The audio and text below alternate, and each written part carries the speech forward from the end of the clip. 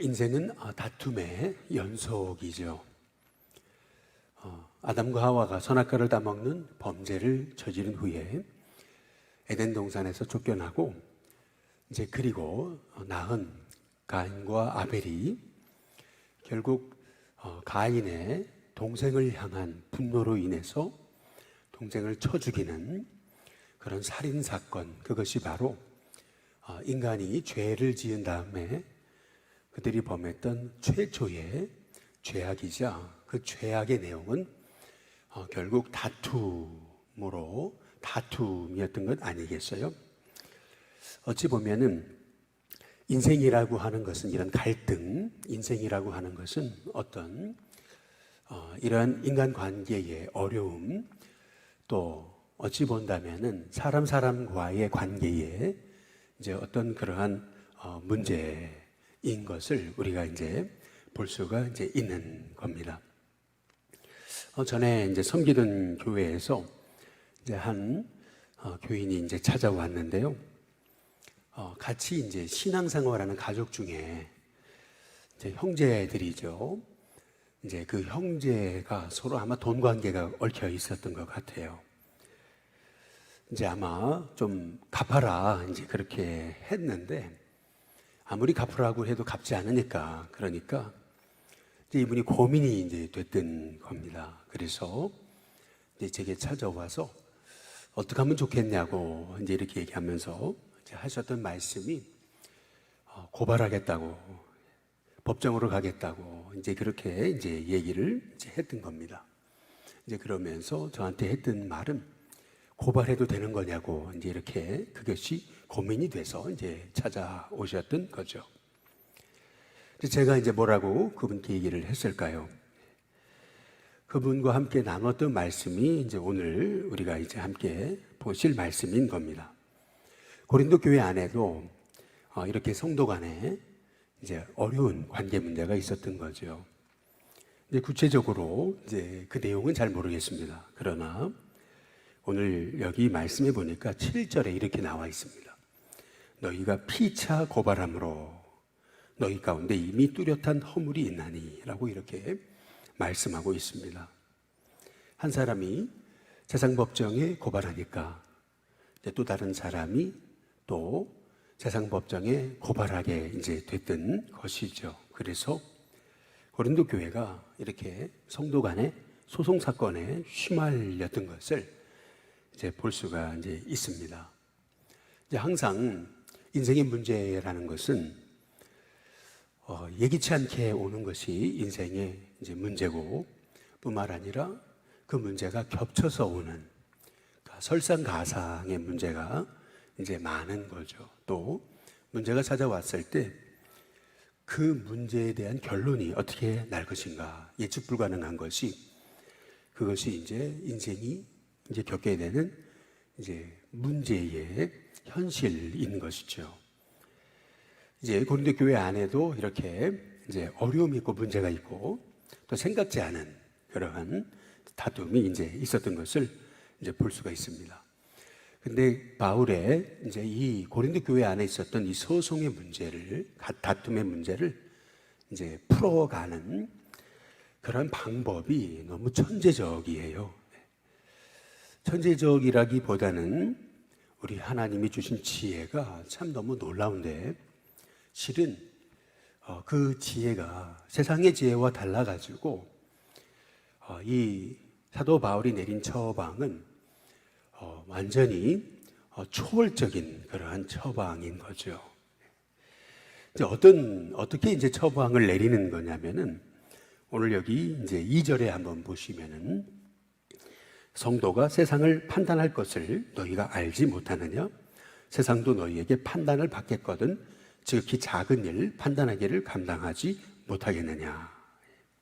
바울이 첫 번째로 이 문제를 해결하기 위해 내렸던 처방은 뭐냐면은 성도의 권위가 어떤 것인가, 성도의 권세가 어떤 것인가 라고 하는 것을 고린도 교회에 이제 알려주고 있습니다.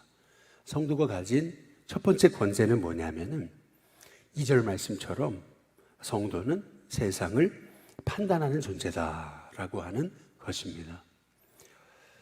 세상이 성도를 판단한 그러한 것이 아니고 성도가 세상을 판단하는 이제 그러한 존재다라고 하는 얘기입니다. 판단한다는 것이 뭡니까? 결국에는 세상이 성도를 이끌어가는 존재가 아니고 성도가 세상을 이끌어가는 존재다라고 하는 이제 것을 이제 말씀하고 이제 있는 것이죠. 미국의 조지 워싱턴 이제 대통령은 퇴임 후에 그는 자신의 농장으로 돌아가요. 마운트 버넌이라고 하는 아주 유명한 그러한 또 지금의 관광지가 된 곳이죠. 미국의 워싱턴 DC 쪽으로 가면 한번 꼭 가볼 만한 그런 이제 곳인데요. 그는 퇴임 후에 이제 농부로 돌아가게 됐던 겁니다. 사람들이 이제 대통령을 찾아오잖아요. 이제 그러면은 우리도 뭐 워싱턴 전 대통령님 이렇게 이제 호칭을 하게 되는 거잖아요. 프레지던트라고 이제 호칭을 하게 되죠.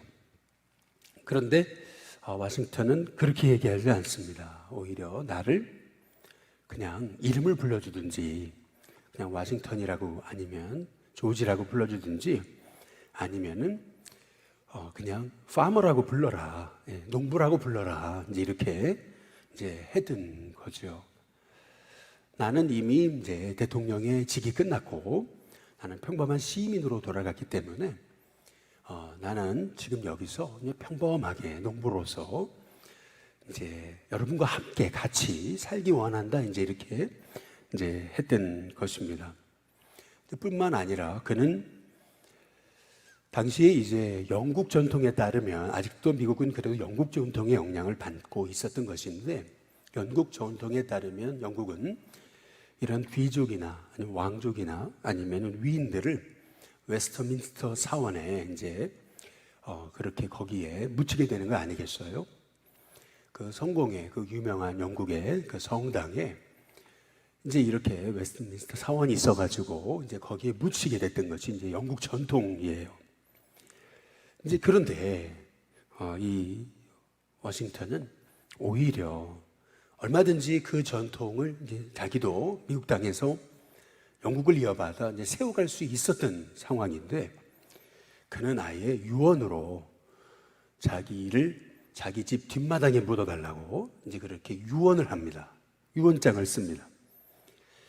아니 이게 이제 자녀들이나 후대 사람들이 이렇게 좋은 어떤 사원을 만들어 가지고 그래서 이제 이분을 이제 거기다가 모시고 이제 하고 싶어도 이게 유언이 돼 버리니까 이게 유언이기 때문에 어쩔 수 없이 그래서 자기의 농장 뒤에다가 양지 바른 곳에 거기다가 이제 자기의 묘지를 이제 거기에 두게 됐던 거죠. 이제 그런 내용이 이제 마운트 버논에 가시게 되면은 이제 그것이 나와요. 그 내용들이 다 이제 나오게 됩니다. 다시 말해서 이렇게 미국이라는 나라가 이제 하나님의 말씀 위에 세워지고 이제 복을 받았던 그 이유가 뭐냐라고 하는 거예요. 그리스도인된 성도가 세상을 이끌어가는 그런 진짜 주님의 사람들로 세워졌다는 얘기죠. 이제 그랬더니 그 성도의 말씀을 순종하는 삶이 세상을 이끌었다, 이제라고 하는 그런 얘기입니다.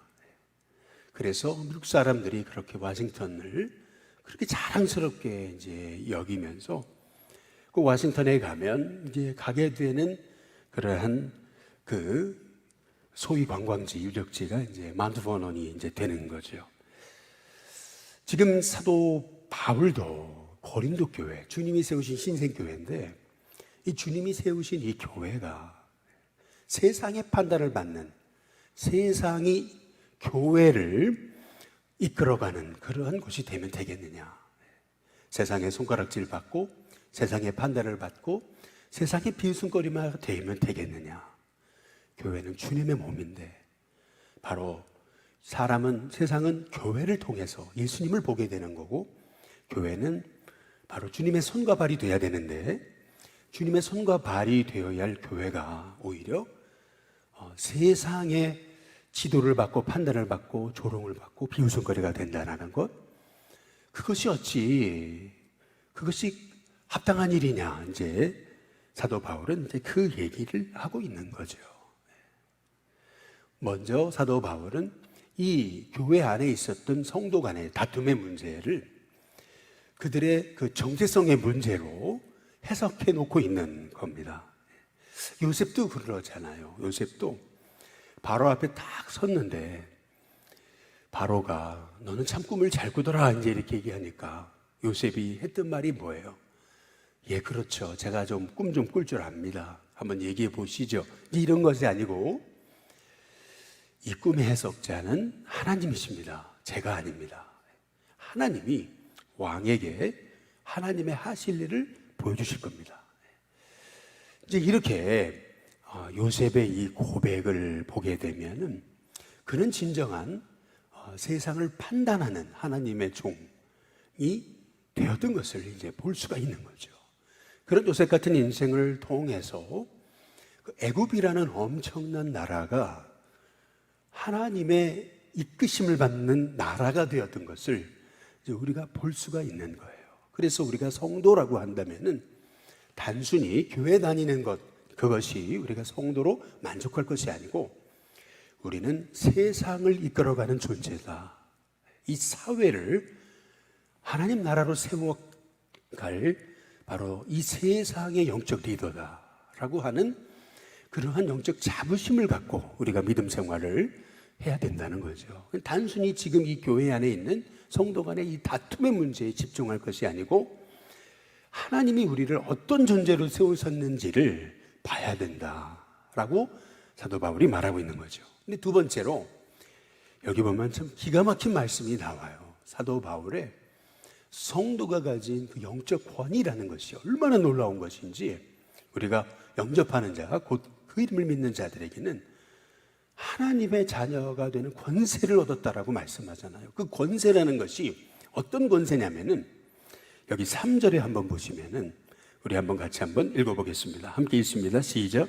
우리가 천사를 판단할 것을 너희가 알지 못하느냐. 그러하거든 하물며 세상 일이랴.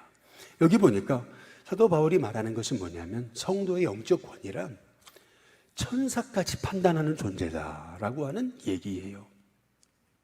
우리가 이것이 얼마나 놀라운 말씀인지를 우리가 주목해서 봐야 되는 겁니다. 왜냐하면 당시에 유대인들이 가졌던 그들의 신앙은 어떤 신앙이냐면 그들은 천사를 숭배했습니다. 유대인들이 가졌던 천사 숭배 사상, 이제 그것이 유대인 안에 있었던 이제 그러한 깊이 내재되어 있던 그들의 신앙이었던 거죠. 그런데 바울은 그렇게 얘기하는 거예요. 우리가 천사를 섬기는 존재가 아니고 천사가 우리를 섬기는, 우리는 그러한 엄청난 권세를 가진 성도는 천사까지 판단하는 존재다라고 그렇게 말하고 있는 거죠. 그래서 히브리서 1장 14절에 보면 히브리 기자는 이렇게 얘기합니다. 모든 천사들은 섬기는 영으로서 구원받을 상속자들을 위하여 섬기라고 보내심이 아니냐. 천사는 섬기는 영이라는 거예요. 그래서 구원받은 그 상속자들, 바로 우리들을 위해서 섬기라고 하나님이 보내신 존재. 다시 말해 성도는 천사까지 판단하는, 이끄는 존재다라고 그렇게 이제 사도 바울은 말하고 있는 거죠. 그래서 물론 성경 안에 분명한 그런 확증이 없기 때문에 우리가 이렇게 판단하는 것은 이제 조금 이제 위험한데, 그래서 어떤 분들은 이 본문을 가지고 히브리서가 이제 사도 바울이 쓴 서신이다라고까지 얘기하는 그런 이유 중에 하나가 되는 거죠. 근데 어쨌든 오늘 말씀을 통해서 이제 우리가 보게 되는 것은 뭐냐면은 교회가 이제 다툼이 생겼다고 불의한 자들 앞에서 이제 판단을 받으면 하나님이 성도에게 주신 영적 권위가 있는데 세상도 판단하는 존재고 또 천사도 판단하는 존재인데 우리가 성도라고 하는 영적 그 권세가 성도라는 그러한 우리가 성도라고 하는 부르심을 받았다는 것은 이러한 영적 권위를 가진 그런 자인데 우리가 세상의 판단을 받음을 통해서 오히려 스스로 영적 이 권위를 무너뜨리는 것이 아니냐 이제라고 사도 바울이 말하고 있는 거예요. 여기 보면은 1절에 보시면은 너희 중에 누가 다른 이와 더불어 다툼이 있는데 구태여 여기 보니까 불의한 자들 앞에서 고발하고 성도 앞에서 하지 않느냐. 여기서 불의한 자들이라는 말씀이 나오잖아요. 이 불의한 자들이라고 말하는 여기 본문상의 의미는 어떤 의미냐면은 6절에 나와 있어요. 6절에 형제가 형제와 더불어 고발할 뿐더러 믿지 아니하는 자들 앞에서 하느냐. 다시 말하면 여기 바울이 말하는 불의한 자란 믿지 않는 자라는 것을 이제 말하고 있는 거죠. 바울은 믿지 않는 자와 성도와의 차이는 단순히 우리가 그냥 교회 다닌다라고 하는 차이 정도가 아니고 성도는 세상을 판단하고 그리고 천사까지 판단하는 그런 영적인 엄청난 권위를 가진 존재라고 이제 말하고 이제 있는 겁니다. 그래서 4절에 보시면은 이 불의한 자 그리고 믿지 않는 자를 뭐라고까지 표현하냐면은 그런즉 너희가 세상 사건이 있을 때에 교회에서 어떻게 여김받는 자요? 경히 여김을 받는 자 이렇게 나오잖아요. 그러니까 세상 사람을 굉장히 낮춰가지고 이렇게 세상 사람을 비하하는 단어, 비하하는 말이 아니고요.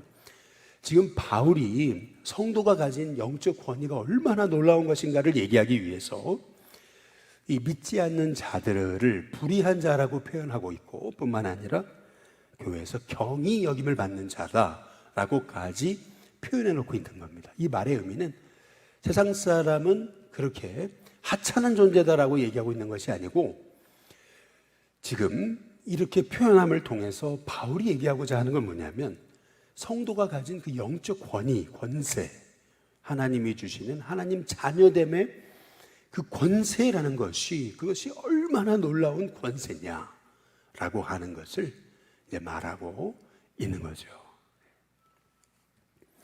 그래서 지금 바울은 세 가지를 권고하는 겁니다. 사실은 세 가지를 말하고 있어요. 먼저 첫 번째는 뭐냐 하면은 여기 5절에 보니까 내가 너희를 부끄럽게 하려 하여 이 말을 하노니 너희 가운데 그 형제 간의 일을 판단할 만한 지혜 있는 자가 이같이 하나도 없냐. 첫 번째 바울의 권고는 뭐냐면은 교회 안에 그렇게 이런 형제 간의 다툼의 문제를 해결할 그런 지혜자가 없느냐.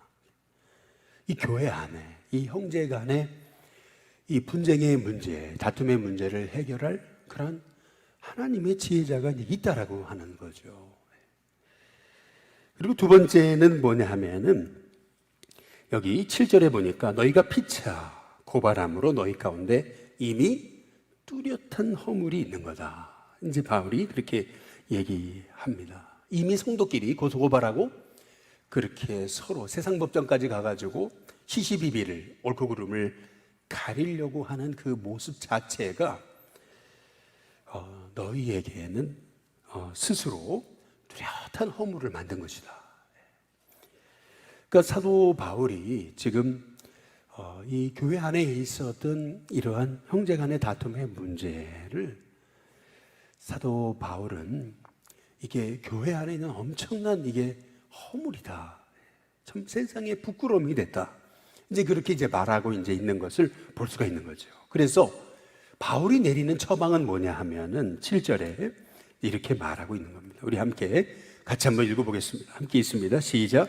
너희가 피차 고발함으로 너희 가운데 이미 뚜렷한 허물이 있나니 차라리 불의를 당하는 것이 낫지 아니하며 차라리 속는 것이 낫지 아니하냐. 바울이 말하고 있는 것은 이겁니다. 차라리예요. 차라리 속는 것이 낫지 않고 또 차라리 불의를 당하는 것이 낫지 않더냐. 이제 사도 바울이 이제 그렇게 이제 말하고 있는 거죠. 차라리 속는 것이 낫고 차라리 불의를 당하는 것이 낫다. 이제 사도 바울이 그렇게 말하고 있는 거죠. 우리는 이 사도 바울의 형제 간의 이 다툼의 문제, 관계의 어려움, 또 이렇게 우리가 인생을 살다 보면 뜻밖의 문제를 만나게 되는데 그때마다 이 사도 바울이 했던 그 권면 중에 이제 오늘 이 문제를 풀어가는 최종 권면, 여기에 우리가 집중할 필요가 있습니다. 그 집중할 필요가 있는 권면은 뭐냐면은 오늘 여기 8절입니다. 8절 우리 같이 한번 읽어보겠습니다. 함께 있습니다. 시작. 너희는 불의를 행하고 속이는구나. 그는 너희의 형제로다. 여기서 바울이 이제 얘기하고 싶은 그런 말은 뭐냐면 그는 너희의 형제다. 이 얘기입니다. 왜 가인이 왜 아벨을 그렇게 들로 불러내가지고 그를 그렇게 무참히 돌로 쳐 죽였을까요? 하나님이 가인을 불러서 하셨던 말씀에 보면은 이 가인이 왜 아벨을 돌로 쳐 죽게 했는지를 알 수가 있습니다. 그게 뭐냐면 내 아우 아벨이 어딨냐, 이 한마디의 말씀을 통해서 하나님은 가인에게 질문을 통해 말씀하시는 거예요. 내 형제 아벨이 어딨냐. 다시 말하면 왜 가인이 아벨을 돌로 쳐 죽였을까요? 그 이유는 뭐냐면 가인이 아벨을 형제라고 하는 것을 잊어버린 거죠. 다시 말해 가인은 자기 본분을 잊어버린 겁니다. 자기가 아벨의 형이라는 사실을 잊어버린 거죠. 나라는 사람의 정체성을 잃어버린 겁니다. 다시 말해 지금 고린도 교회 안에 이런 다툼과 분쟁, 고소고발의 문제가 있을 때 사도 바울은 말하는 거예요. 너희는 성도 아니냐. 성도는 세상을 판단하고 천사까지 판단하는 종인데 우리 교회 공동체 안에 이 문제를 풀 만한 그런 지혜로운 자가 없더냐. 혹시 네가 불의를 당하고 네가 속임을 당한다 해도 차라리 불의를 당하는 게 낫다. 그러면서 바울이 하는 얘기는 뭐냐면 왜냐하면 그는 너의 형제이기 때문에 그렇다. 이제 사도 바울이 이제 말하고 이제 있는 거죠. 제게 찾아오셔서 어떻게 했으면 좋겠습니까, 목사님? 고발을 해야 되겠습니까? 라고 이제 물었던 성도님께 제가 했던 말이 이제 말씀을 통해서 함께 나눴던 말은 그분은 성도님의 형제입니다. 고발을 하시는 것은 우리 성도님의 자유이시고 또 마땅한 권리를 찾으시는 거죠. 그럴 수 있습니다. 그러나 한 번 더 기도해 보십시오. 그는 바로 우리 성도님의 형제입니다. 참 너무나 감사하게도 이제 그분은 고발하지 않았습니다. 목사님, 제가 고발 안 했어요. 감사드려요. 나중에 오셔서 잘 지혜롭게 문제가 해결됐어요. 이제 그렇게 이제 얘기하시는 것을 이제 볼 수가 있었습니다. 언제나 우리가 하나님의 법으로 살면 하나님은 하나님의 법으로 사는 사람을 하나님이 반드시 하나님의 뜻대로 인도하신다라고 하는 그 믿음 속에 살아가는 사람이 이제 성도인 거죠. 가인은 자기가 어떤 존재인지를 잊은 거예요. 세상의 논리, 경쟁의 논리, 세상의 논리로 보면, 경쟁의 논리로 보면 동생도 끌어내려야 되는 거고 올라오면 짓밟아야 되는 것이 세상의 논리죠. 그러나 하나님의 법으로 본다면 가인에게 있어 아벨은 형제인 것입니다. 우리가 늘 어떤 인생의 문제와 다툼이 있을 때 그는 너희의 형제다, 너는 성도다 라고 하는 이 두 가지 주님의 음성 우리가 잊지 않을 때 결국 하나님께서 우리에게 세상의 가치와 기준과 법으로 살아가는 인생이 아니라 우리는 우리에게 이 땅에서 살지만 하나님의 법대로 초월적인 하나님의 말씀에 순종하는 하나님의 종으로 살도록 이끄시는 그 하나님의 인도하심을 통해 우리는 결국에는 그 하나님의 법이 승리하게 하시는 그런 은총을 우리가 보게 하시는 축복을 누리게 될 줄로 믿습니다. 우리 찬송가 568장 우리 함께 찬양 부르겠습니다.